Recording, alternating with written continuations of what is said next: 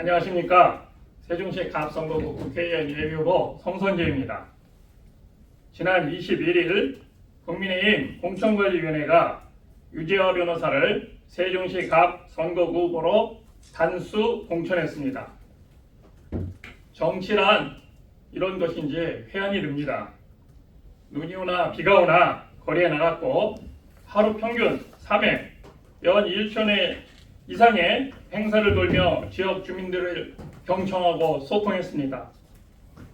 저는 당원과 동료 시민 여러분께 진정성을 보이면 당선은 물론이고 당선 이후에 실무에서도 진짜 정치를 할 수 있다고 생각해 저의 모든 것을 포기하고 가장 빠르고 꾸준하게 달려왔습니다.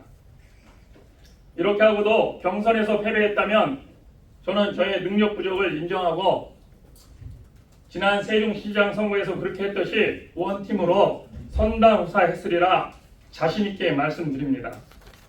하지만 돌아온 것이 단수 공천이라니 황망할 따름입니다.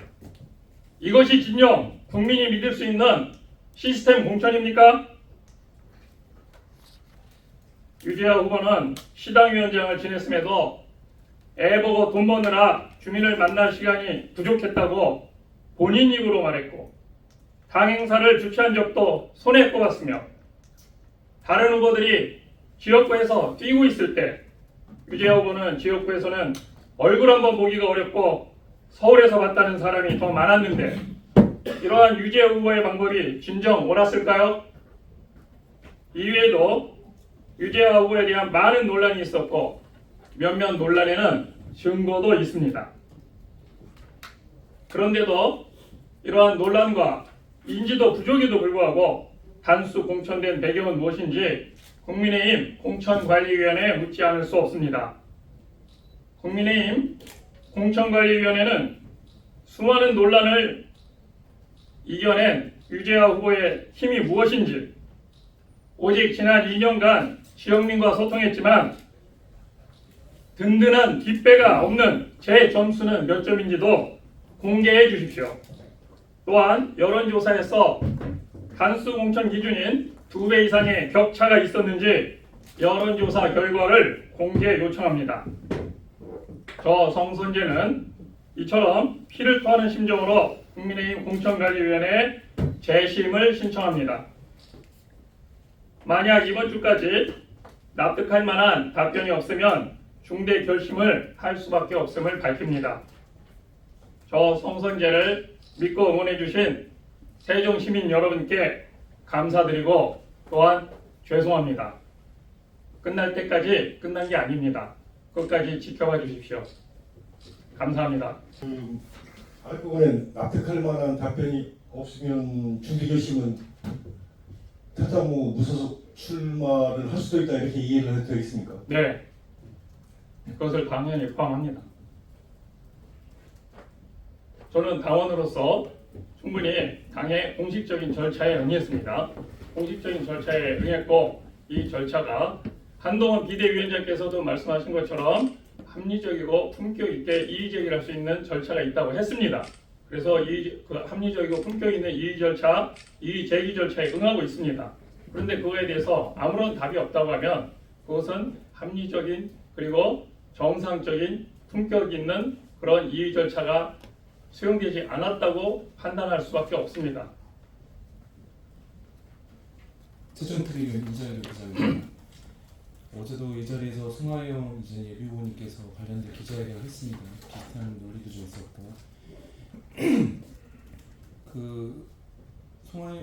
결국은 총선에서 본선에서의 승리 가능성이 모든 후보 공천의 핵심 사항이지 않습니까?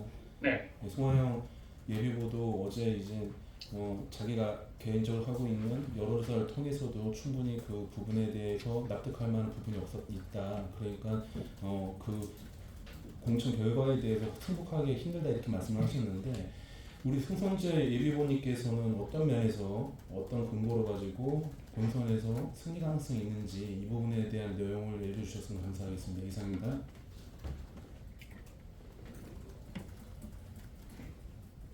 본선에서의 승리 가능성은 여러 가지 요소가 있습니다만 특히 정당 요소 크죠. 그리고 또 개인 요소도 있습니다. 그러한 정당 요소는 모두에게 다 똑같이 적용될 수 있다라고 하지만 개인 요소는 그 사람이 어떠한 길을 걸어왔느냐, 그리고 지역에 얼마나 많이 봉사를 했느냐, 또 그런 것이 쉽게 이제 표현되는 지표 중에 하나가 인지도라고 합니다.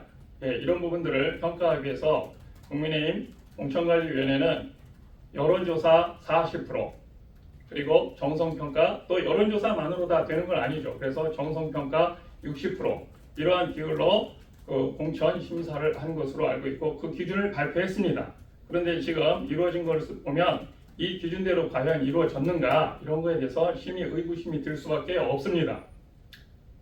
지금 말씀하신 것처럼 저는 지난 2년여 동안 새벽부터 밤까지 눈이 오나 비가 오나 지역에서 인사드리고 주민들과 만나고 소통하고 이렇게 해왔습니다. 국민을 섬겼습니다. 시민을 섬겼습니다. 이러한 많은 과정들이 결국 인지도를 제고하고 시민들과 접촉할 수 있는 이런 면을 넓혔습니다. 그런데 그러한 부분이 어떻게 과연 평가가 되었는지 저는 전혀 현재 알지를 못합니다. 최소한 아까도 말씀드린 바와 같이 1등 후보와 2등 후보의 여론조사 결과가 2배 이상이 차이 나야 단수 공천이라고 하고 규정은 그렇게 되어 있습니다. 기준은. 그런데 과연 그렇다면 공개를 하면 제가 부족한 걸 받아들이죠.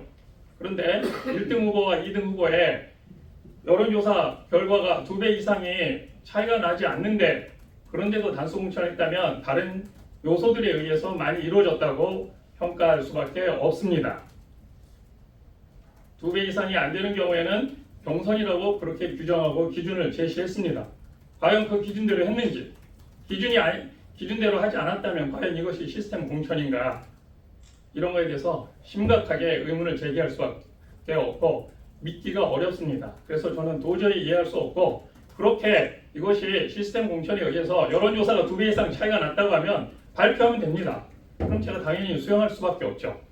저는 그 이전에도 여기서 시장 예비 후보로서, 시장 경선 후보로서도 여기서 여론조사를 하고 제가 그 객체로서 많은 노출이 있었습니다. 그런데 그런 거에 대한 전혀 그런 기준과 통보 없이 경선에도 이르지 못하게 단수 공천을 할 만큼 차이가 많이 났는지, 그렇다면 밝혀주시면 됩니다. 예, 한동훈, 조금 전에 또 말씀드렸습니다만 한동훈 위원장, 비대위원장께서도 이의제기 절차가 보장되어 있다. 합리적이고 품격 있는 이의제기 절차에 이의제기를 해라. 그래서 저는 그 부분에 따라서 이의제기를 지금 하고 제가 수용할 수 없는 부분들에 대해서 공개를 요청하고 있는 겁니다.